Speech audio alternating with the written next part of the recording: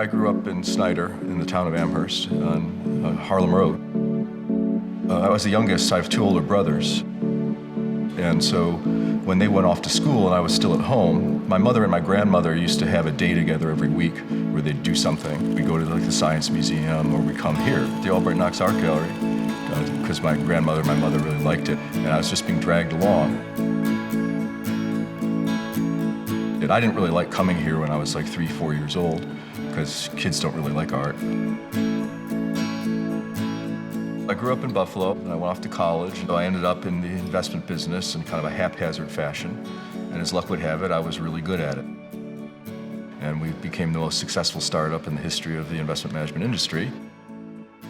And so I started collecting art.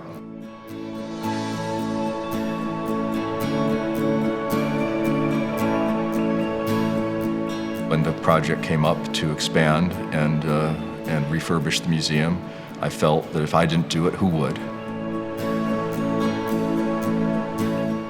One day, I just sort of made this decision. I'm gonna give this a shot and see what happens. And there was just something about the moment. Suddenly, everybody stepped up and raised all that money. I mean, it was like $100-something million in like 12 weeks. I believe that the Buffalo AKG Art Museum will be an international destination. When we come back to Buffalo, we're here for an extended period of time, we make sure that we do the triathlon. That's Ted's Hot Dogs, Duff's at Sheridan Millersport, and the original Charlie the Butcher. I mean, I came here on business in 1992, and I had to stay downtown. And I think there was one hotel to stay at, that's it. And it was scary.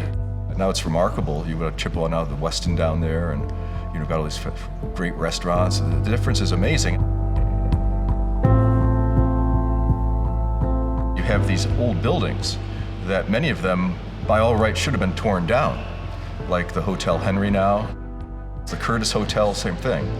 Now it's turned into a boutique hotel with a rooftop bar, and it's sort of a destination for out-of-towners. I think the city owes a big debt of gratitude to the Pagulas for having the vision to invest in the waterfront area and canal side.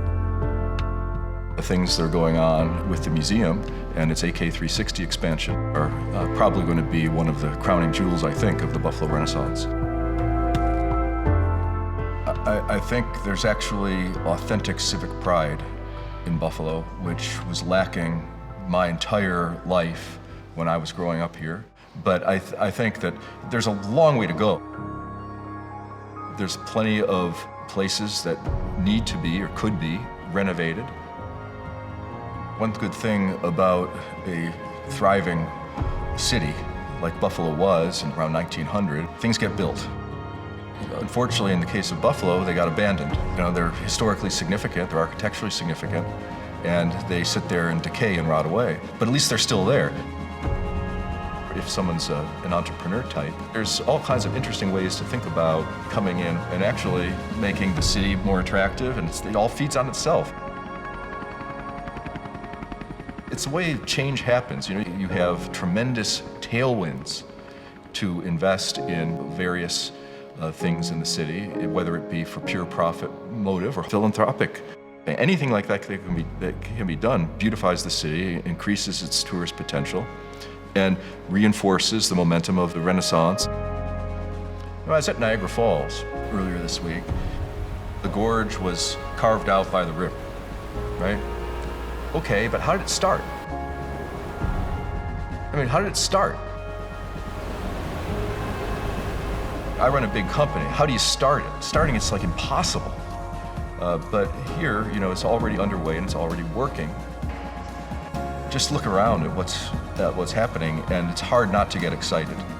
As a Buffalonian, it's hard not to sort of believe in the potential. There's all kinds of opportunity to enhance the city and also profit potential if you're an entrepreneur. I would say get on board for the big win.